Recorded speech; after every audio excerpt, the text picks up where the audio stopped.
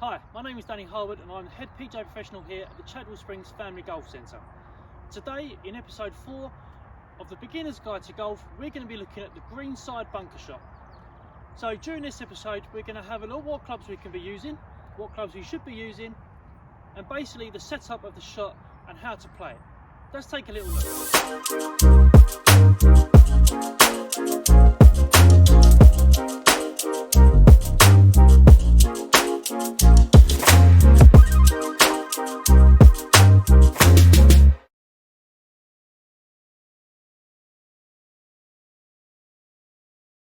Now, the greenside bunker shot. Before we start talking about the actual setup of the shot and how we actually play it, we're going to talk a little bit about the club. So, in my hand at the moment, I have my Titleist Vokey wedge. I've got 58 degrees of loft because this is the most lofty club in my bag, and this is the club I tend to use when I'm playing a greenside bunker shot. So, a greenside bunker shot, you're normally going to see the flag or the target a little bit closer than what you would see like a normal shot. So we want to try and get the ball up in the air as soon as we possibly can, landing on the green and stopping as soon as we can, right? So for me, to use the most lofty club in my bag is going to give me the best opportunity of getting the ball up and hopefully stopping relatively quickly, hopefully nice and close to the flag. Okay, so we found ourselves in the greenside bunker.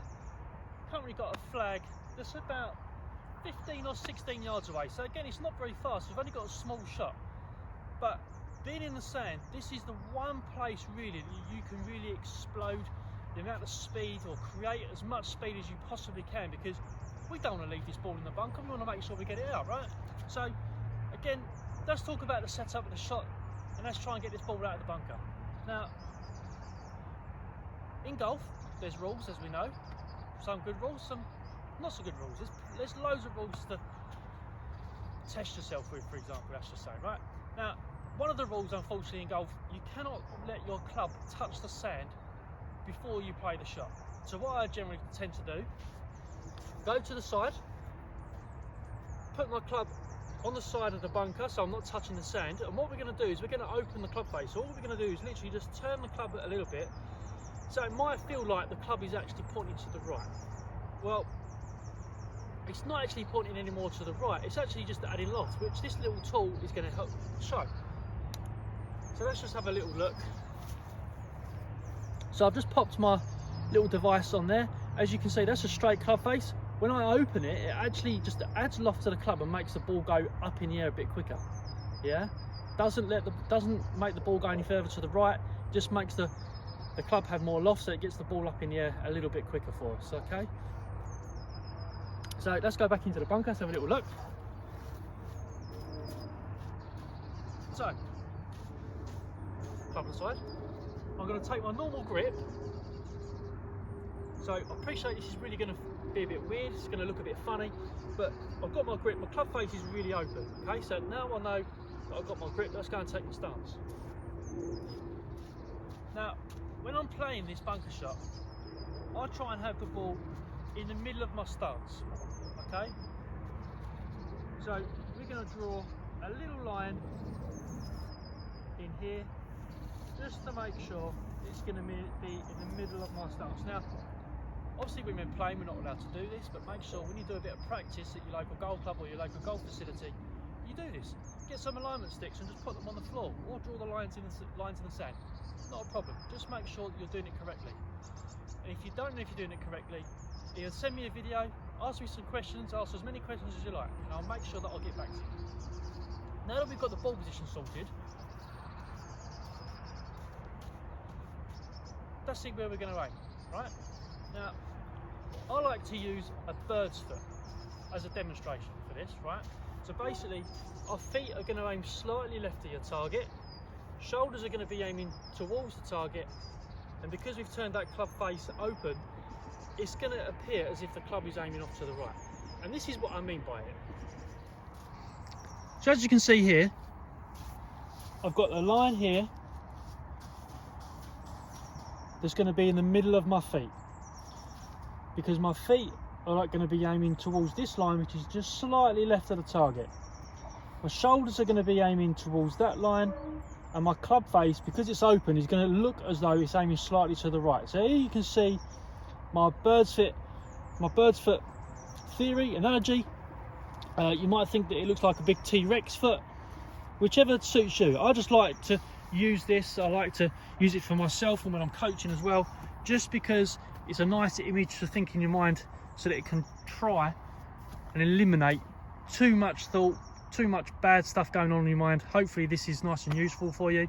Again, if you've got any questions, just make sure you contact me and I will try and simplify it as much as I possibly can. Now, we've talked about the club, we've talked about the bounce, we've talked about the little T-Rex foot. Let's hit the shot, shall we? So, I've got my club on the side of the greenside bunker. I've got my grip. So remember the club face is open, it seems as though it's pointing off to the right hand side. My ball position is going to be in the middle of my feet. My feet are aiming to the line on the left. My shoulders are aiming towards the middle line. And my club, because it's open, looks as though it's pointing off to the right hand side. Now, golf swing. Let's talk about the golf swing. So basically we're going to try and put those hands a little bit further forward, just because that's how I like to do it. There's plenty of different theories out there, but I like to keep my hands slightly further forward of the ball. That's going to make sure that we're going to be coming downwards, we're going to be attacking the sand, and that's going to help us pop the ball out of the bunker.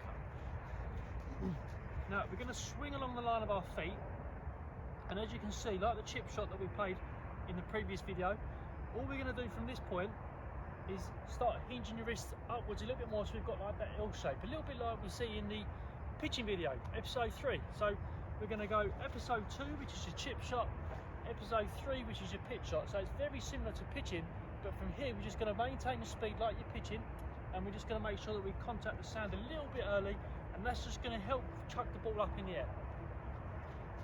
What I try and tend to focus on as well is making sure that we contact the ball. So just make sure, look at the ball, hit the ball, get the ball out of the bunker. A lot of pros make sure that you try and hit the sand. I like to just think about the ball, hit the ball first. In slow-mo, you're definitely going to see the club hit the sand, but I like to think about just hitting the ball and the sand will come up too. So, swing length to here, get my wrist cocking, get that L shape, that 90-degree angle, and just keep on accelerating through.